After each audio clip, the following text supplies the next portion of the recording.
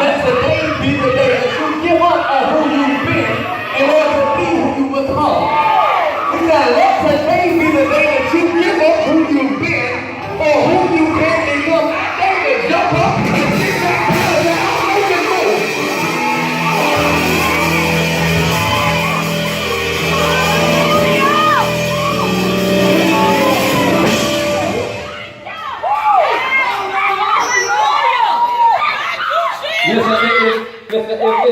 It's not my intention. It's not my intention to leave anybody out. The truth of the matter is that there is somebody in this place who don't quite know about the move that you need to make. All you know is for certain that something needs to happen in your life. This is for about 30 of y'all who don't quite know what the next move is. But I don't know what my next move is. But I can see the move of God. Is there anybody here? Say, Lord, how do you do it? Just do it. I don't know what I need. I just know I need a move from God. Is there anybody here? But they will get my glory. Because you need him to make a move in your life.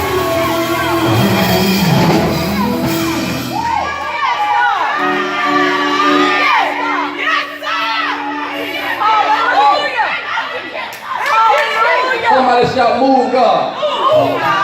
Somebody shout, move God. Jesse, when you won that election, that was the move of God. Mama, when you didn't have to have any more appointments, that was the move of God.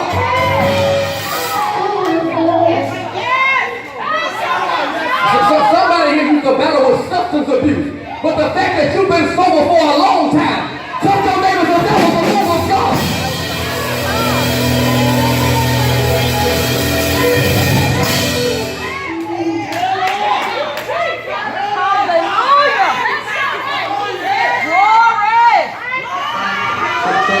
Sit back now. Hallelujah. Sit back now. Listen, in order to know where you're going, it is therefore essential that you know from whence you've come. And for the sake of this divinely dogmatic dialogue, it is imperative that you definitively know that where you presently stand. Look at the person next to them and ask them the question, where do you stand? Where do you stand? Let's go. Josh, you fired. Come on, Sonia. All right, teach us. Listen, I want to introduce you to these 5 levels. All right. Touch your neighbor and say, level up. Level up. I need to introduce you to these 5 levels. Please know that the intention here is not to beat you up. However, it is to help you level up. My intention is not to beat you up, it's to help you level up. And there are 5 levels. There's the level of the 5,000. There's the level of the 500. There's the level of the 120. The level of 12 and the level of 1. Let's begin with the 5,000. Yes. Who were the 5,000? It was after the death of John the Baptist that Matthew records in his 14th chapter of his gospel. He says, and his disciples came and took the body away and buried it. They're talking about John. And watch this. And they went and told Jesus. Now understand that John and Jesus were first cousins. Yeah. So not only is there a spiritual grief, but there is a familiar grief. Yeah. Right? So they go and tell Jesus. Jesus immediately stows away and begins to go to God in prayer. But when Jesus goes away to pray, watch this, the crowd finds him, seeks him out, and because of his compassion for them, Jesus began to heal and to minister to them. Yeah. Watch what he says in verse 21. He says, and those who ate, this was the miracle of the 5,000. He says, and those who ate were all satisfied and were about 5,000. Somebody shout 5,000. 5,000. So who were the 5,000? The 5,000 represent the group who only wanted what Jesus could provide. All right now. The 5,000 was a group who only wanted what Jesus could provide. Yet, they were not willing to be people that Jesus could use. We're not even certain if the 5,000 were even saved or not. They weren't interested in being the church. They only wanted to be a part of the crowd. All right now. All right now. Let me modernize, contemporize, and verbalize it this way. They were people who come to church to get, but they never showed up to give. The 5,000 are folk who look to get served, yet they never come to serve. They rather receive, but don't ever seek to reciprocate. The sad reality is that every ministry has someone in it that has a 5,000 mentality. They show up Sunday after Sunday looking to make a withdrawal, knowing that they have never made a deposit. And the minute they don't get what they want, they rather criticize and complain about the ministry, but won't ever contribute or come alongside of the ministry. Beloved, you can't seek to attain, acquire, and become anointed without accountability. Somebody needs to catch it again. You cannot attain, acquire, or gain access, authority, or anointing without accountability.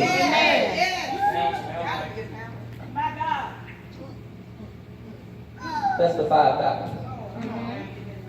The truth of the matter, man, you gotta be watch out and careful about those 5,000. Because them are the folk who will use you and abuse you. Those are the folk who just look to gain from you and drain you. They won't bring anything, but want to benefit off of everything that you bring.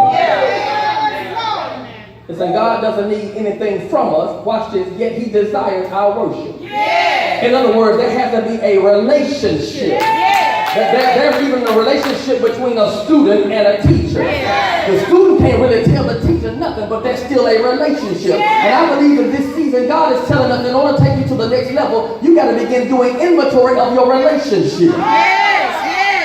Jesus said it this way. He says, do not waste your holy on people who are unholy. Don't throw your pearls to pigs because they will just trample on your pearls and turn around and attack you. Somebody said level up. Level up. You teach it here. So that's the 5,000. That's the 5,000. Here are the 500. Paul says in 1 Corinthians 15 verse 6, he says, he presented himself to Peter, then to his closest followers, and later to more than 500 of his followers, all at one time. Listen, the 500 represent the group who love Jesus, but their love lacked longevity and therefore had limitations. These are the folk who that followed him, but for some reason or another, they fall off. In other words, they have commitment issues. Who am I talking to? Paul says he revealed himself to 500, but watch this. We know that 120 made it to the other room. Let me bring this thing from antiquity to modernity. Listen, the 500 are folk who come to church, but have issues that keep them from committing to the church. They get upset with me. The 500 are folk who come to church, but for whatever reason they have problems committing to the church. The sad reality is that there are people that the pastor will pour himself into, only for them to leave out or leak out. It's tight, but it's right. These are the 500. These are folk that the pastor will fully pour himself into, only for them to leave out or just leak out. These are the people who will join your church and then jump ship and go to another church. These are the folk who say they come on assignment, but the truth of the matter is they really come with an agenda.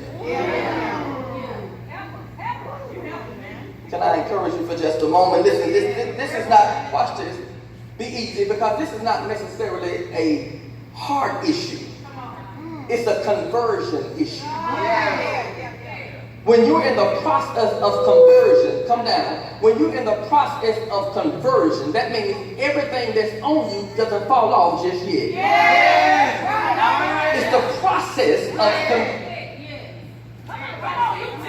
Tan, you understand what I'm talking about when I said under construction. Yeah, some of us are still under construction, but don't stop at the construction phase, because at some point or another, God wants to bring you, watch this, to another level.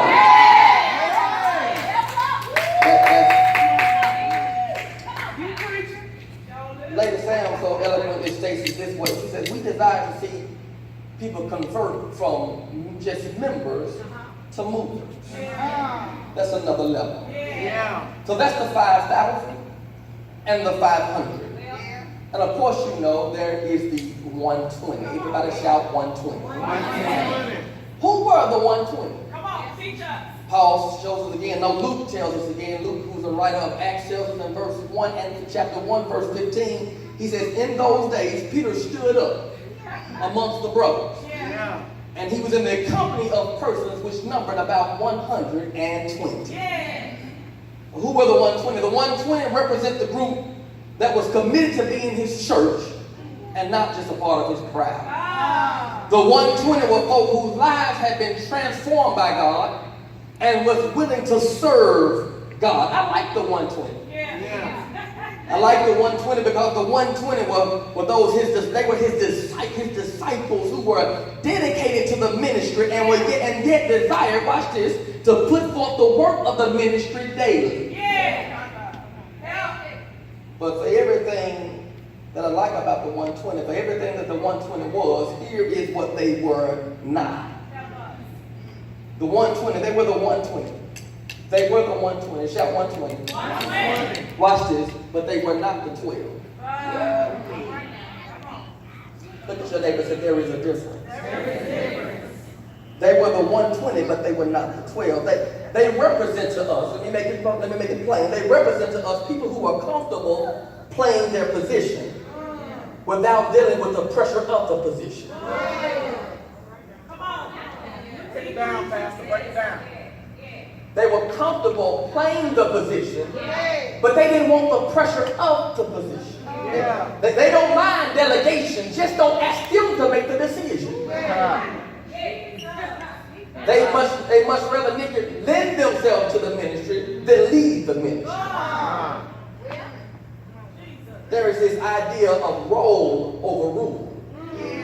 Role over rule. I'm comfortable playing my role, just don't ask me to rule it. Some of them say, I want to be in the number, I just don't want to be number one. Who am I talking to? I know somebody like that is in the room. Watch this. You got it in you. You're just too afraid to let it come out of you. Some of us have it in us. We just scared to bring it to the forefront because of rejection. You want to be in the number, but you don't want to be on top of the number. Come here, David, it's what I like about David. David was not only the youngest brother, but he was also overlooked by his dad. Watch this, but David took the kingdom by storm. So when you talk about role and rule, some of us have a role or rule because of appointment. But I'm not talking about appointment, I'm talking about anointment. I'm not talking about appointed, I'm talking about being anointed. Watch this. There are some of us in this room that are anointed for more. Touch our neighbor and shout more. You are anointed to do more than what you are doing. You are anointed to go on another level. You are anointed to do next level stuff, but you gotta get out of the role that you've been playing. Watch this. Some of us, the devil has convinced us that we don't deserve to be in a leadership position. Touch your neighbor that the devil is lying to you. Some of us don't have a degree, but we make good money. Is there anybody in this place who know you are not the smartest in your class, but somehow or another you were the best in your class? You are anointed for next level stuff, but you gotta get out of playing the role. Let me help somebody. Some of us come from families where our families have never been anything, watch this, so we just play the role.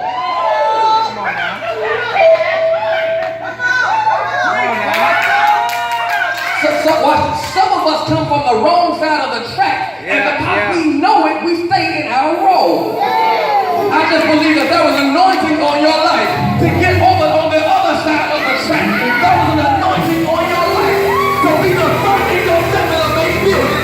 There was an anointing on your life to be the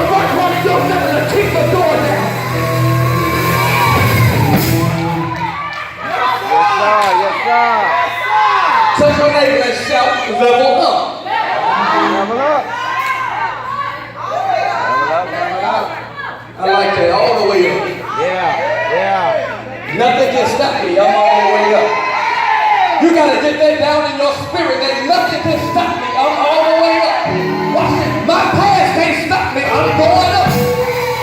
My background can't stop me, I'm going up. My haters can't stop me, I'm going up.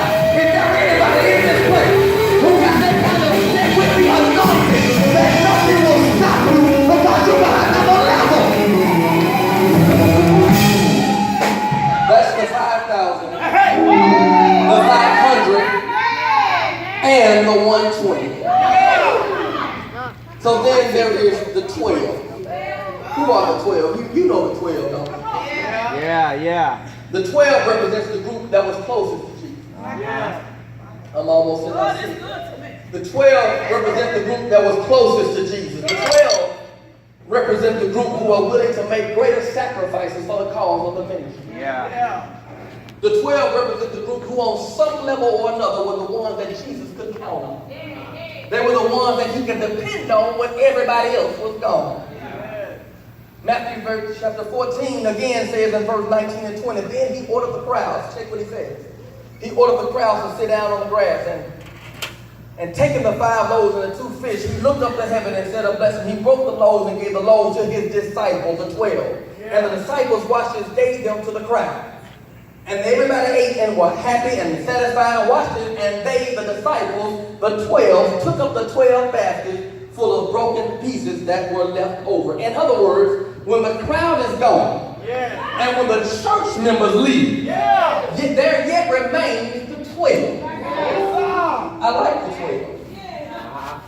12. It was the 12 who helped Jesus to turn the world upside down. It was the 12 who helped to establish what we now know as Christianity. It was the 12 who gives us part of the Bible that we read. Watch this. Where would we be if it were not for the 12? In the contemporary church, the 12 represents those folk who tend to serve in leadership capacity in the ministry.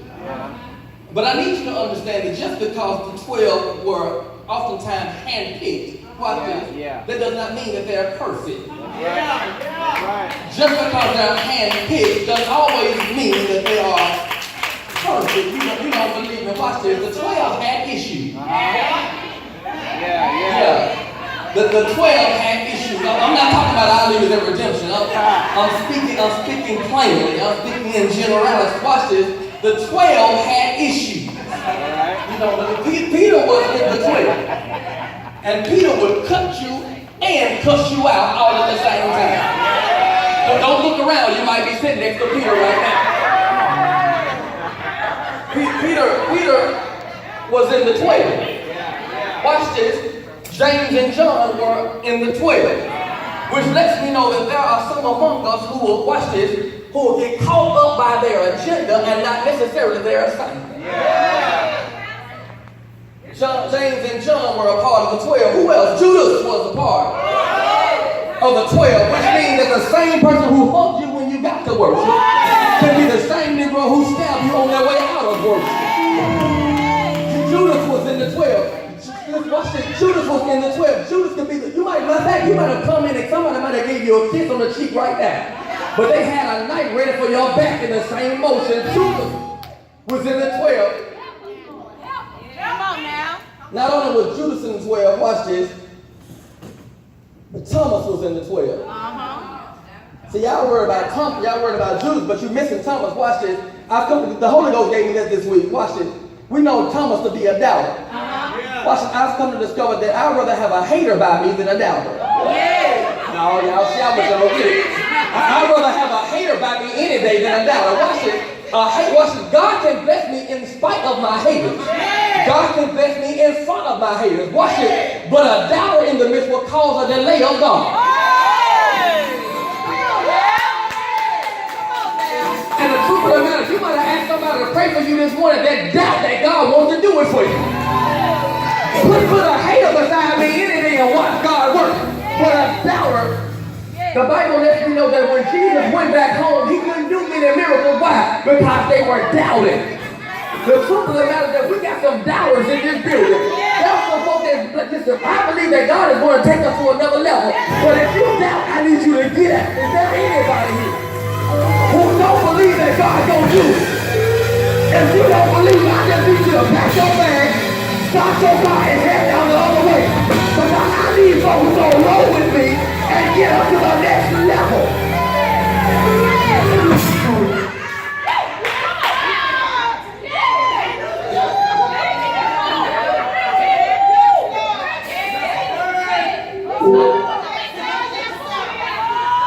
Peter was in the 12. James and John was in the 12. Judas was in the 12. Thomas was a part of the 12. We don't know everything else about the other 12, but we do know this. We do know that, watch this, on the night that Jesus was betrayed. Not only was he betrayed, but watch this, he was also abandoned. Which means every one of the 12 got missing in his darkest hour. In his darkest days, he was, watch this, he was left desolate and alone. Which means that sometimes folk in leadership will get missing when you're going through the fire. I need you to understand that the 12 had issues. So no matter where you ascend in life, I need you to understand that there is another level.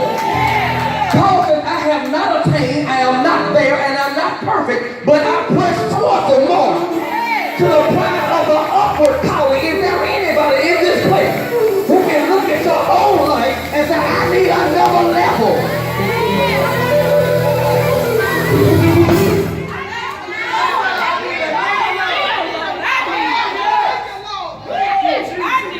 That's the 5,000. 500, the 120, the 12, and finally there is the 1. Somebody shout the 1. The 1. The 1 represents the kind of relationship that Jesus had with God. That seems unattainable to everybody because you think, well, I can't really be like Jesus. Watch this. However, the Bible tells us of another fellow who was so close to God that they walked so close that he just walked from time into eternity.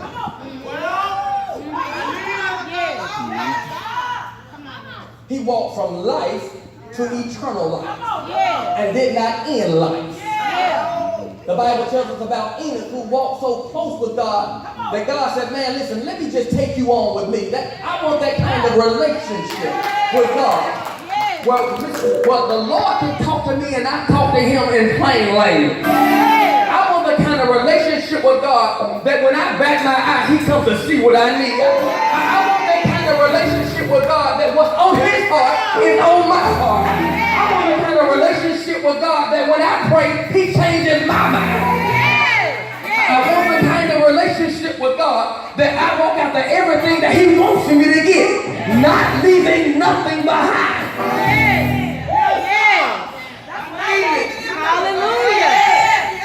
So I need you to understand that this sermon is not to beat you up, it's to help you build up. The point of this preaching is to point you or push you to your next level. I said the point of this preaching is to point you and push you to the next level. Somebody shout, level up. Level up. Hallelujah.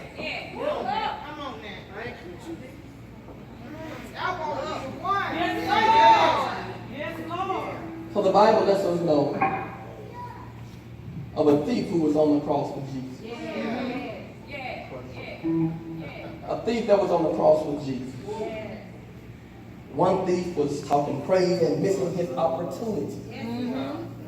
And yet there was another thief who saw the opportunity to go to the next level.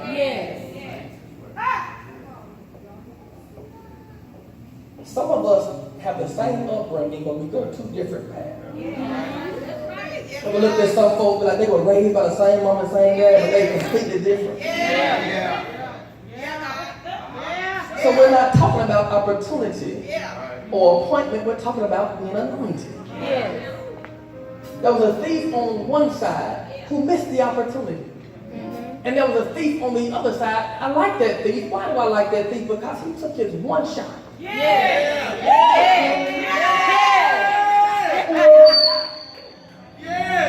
had one shot. Watch this. He had blown it his whole life. Who am I talking to? He had missed, watch this, he had missed every opportunity that he had in his life. But he came to a point in his life, he said, listen, this is my last chance. This is my one shining moment. This is my chance. I've heard about this dude. But this is my chance to get closer to the dude. I've heard about, some of y'all don't like that. Let me say it. Let me get churchy. I've heard about Jesus. Now this is my shot to get close to Jesus. One thief said, I'm not studying who he is. Matter of fact, if you are who you are, get down. The other said, listen, Lord, forget what he's talking about. Come and see about your boy. What he was essentially saying is, I've messed up my whole life. I've thrown away my whole life. Every chance you've given me to get to the other level, I've walked away and turned my back.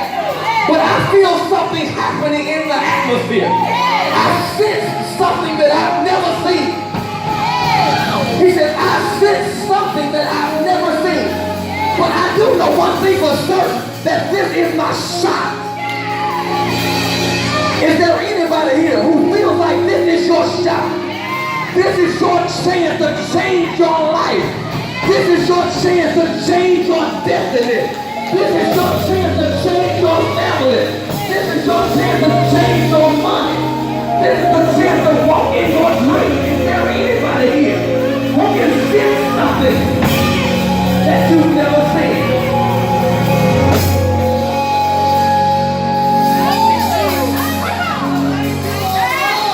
Lord, I know there's two of us next to you, but I feel like I'm the one.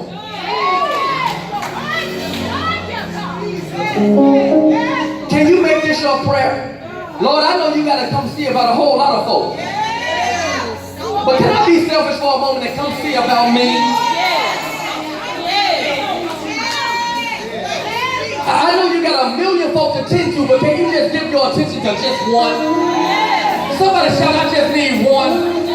I need one moment with the one true God. Watch this, with one word. Thank you, Bishop Killer. One word can change 100 of my problems.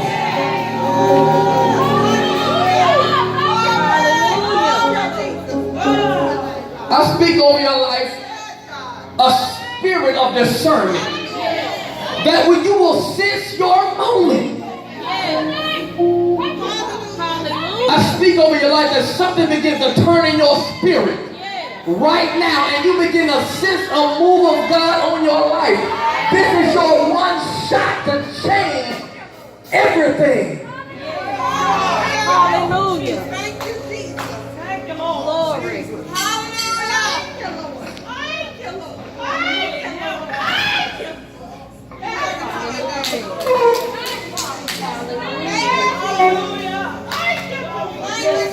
Yes, God. I speak by faith that the Lord begins to turn in your feet. Matter of fact, I speak by faith that you can't rest easy until you move.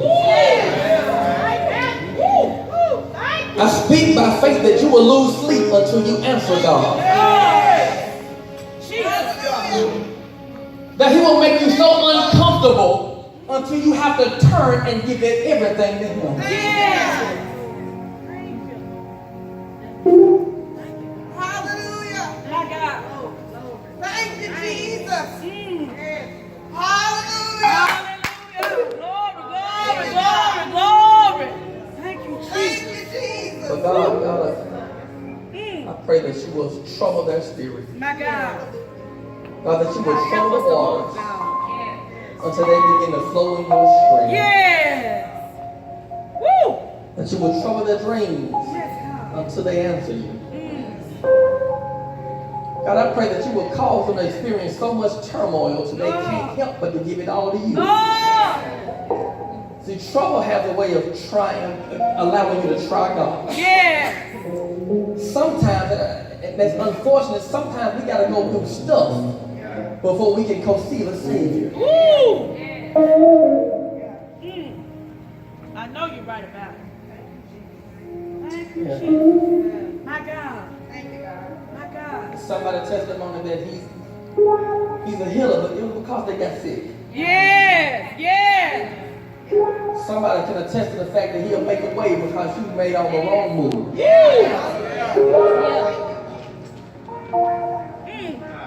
If preaching is anything else, it's persuading. I persuade you now to try Jesus. Yes. I persuade you now that the life and the level that you're living on is too low for you. Oh. God didn't create you to exist in mediocrity. Yes. He did not create you to be below level. He created you to be above level. He Yes. created you so you In can the name of borrow. He Jesus, God. created you so you can lend. Yes.